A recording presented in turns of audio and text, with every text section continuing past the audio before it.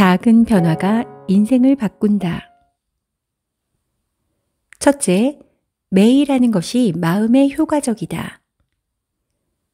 아무리 좋은 생각과 좋은 행동이라도 새로운 생각, 새로운 습관, 새로운 감정은 며칠이 지나면 반드시 잊어버리게 되어 있다. 운동선수는 단 며칠의 공백기를 채우기 위해 한 달을 열심히 노력한다고 한다. 오랜 세월 지속된 나쁜 습관을 바꾸기 위해서는 새로운 행동을 매일 반복해야 한다. 인간의 몸은 약 37억 개의 세포로 이루어져 있다.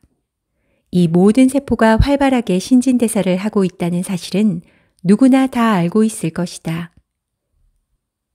지금 이렇게 책을 읽고 있는 동안에도 우리의 몸 안에는 오래된 세포는 파괴되고 새로운 세포가 태어나고 있다.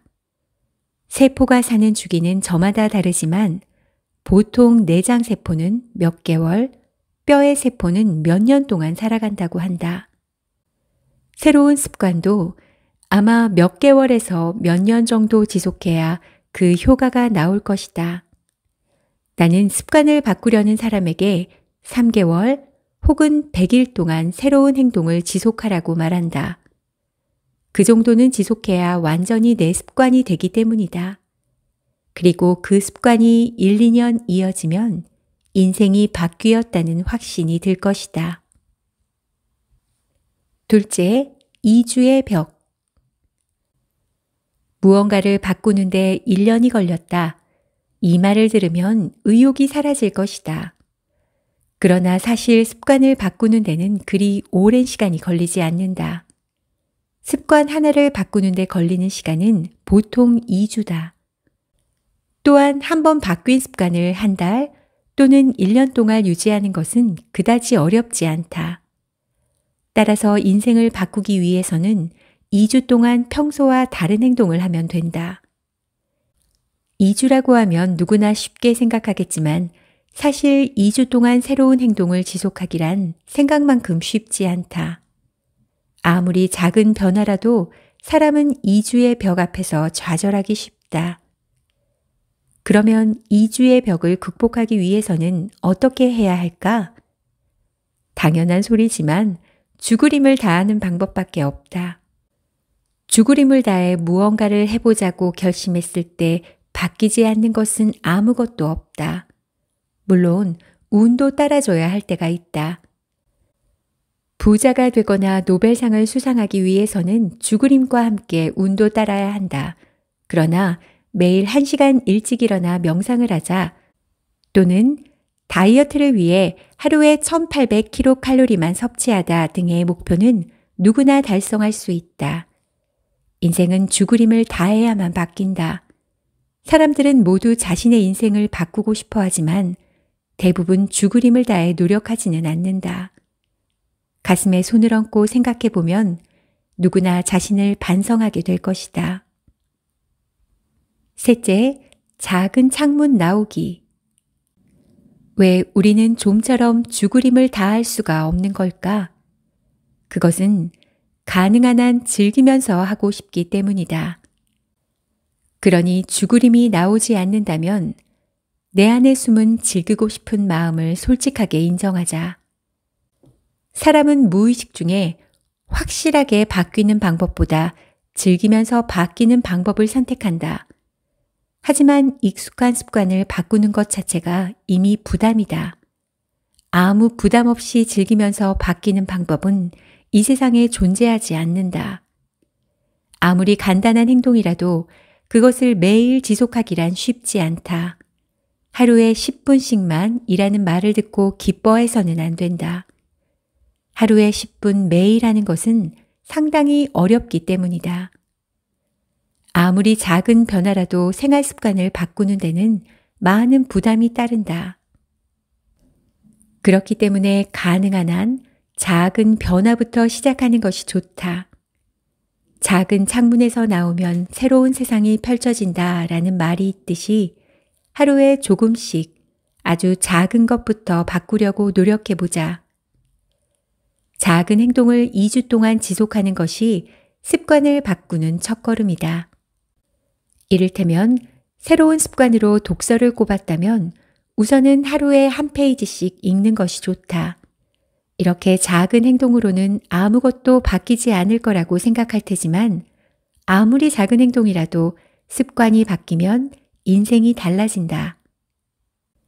내일부터 갑자기 무언가를 시작하려고 하지 말고 단 5분만으로도 할 수 있는 작은 행동부터 바꿔나가야 한다. 그렇게 작은 창문에서 나오는 것이 인생을 바꾸는 첫걸음이다. 넷째, 뇌 안에 있는 난쟁이를 깨워라. 나이에 따른 개인차가 있지만 사람의 평균 수면 시간은 하루 8시간 정도라고 한다. 그러면 인생의 3분의 1은 수면 중에 있게 된다. 이는 곰곰이 생각해 보면 조금 놀라운 일이다. 일하거나 놀거나 밥을 먹거나 웃거나 화내는 시간은 사실 우리 삶의 3분의 2밖에 되지 않는 것이다. 만약 수면이 몸과 마음의 휴식에 불과하다면 사람들은 약을 먹어가면서라도 잠을 자지 않으려고 할지도 모른다. 그러나 잠자고 있을 때는 깨어 있을 때와 다른 지성이 움직인다.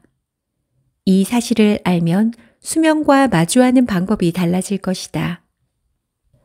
확실히 잠을 자지 않으면 몸과 마음의 피로가 쌓여 많은 문제가 일어난다. 수면은 몸과 마음의 휴식뿐만 아니라 배움의 질을 높여주는 역할도 한다. 이처럼 수면을 휴식이 아닌 배움으로 생각할 때는 난쟁이의 움직임에 더욱더 주목해야 한다.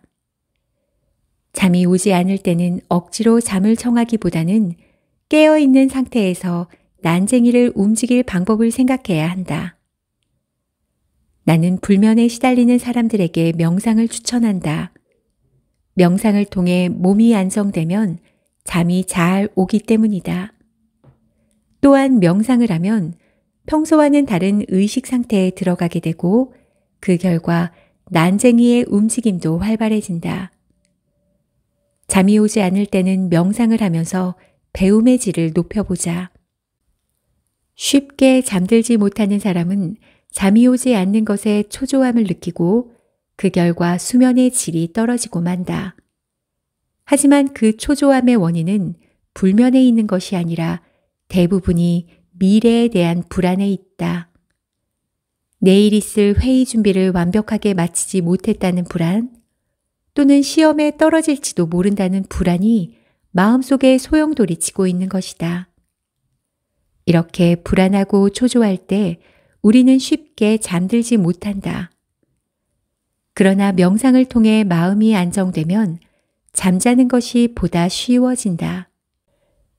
밤에 침대에 누워도 마음이 불안해 좀처럼 잠이 오지 않는다면 침대에 누운 채로 눈을 감고 호흡을 세어가면서 신체의 감각을 관찰해 보자. 그때 침대에 누운 원래 목적은 수면이었기 때문에 방 안은 이미 어두울 것이다. 어두운 방에 누워서 명상을 하면 낮에 앉아서 명상할 때와는 다른 상태에 이를 수 있다.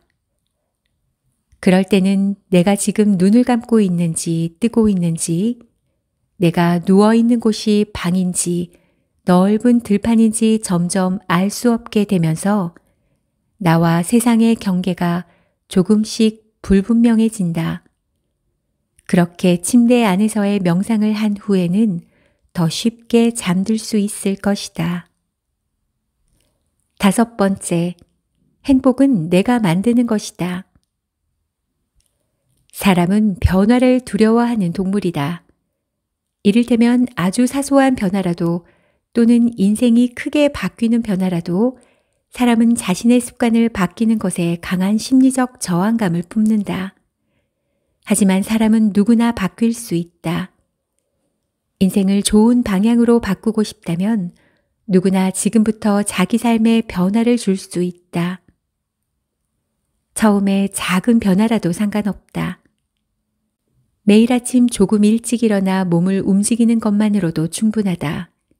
마음을 안정시키고 밝고 상쾌한 나를 만드는 것을 습관화하면 우리의 인생은 크게 바뀔 것이다.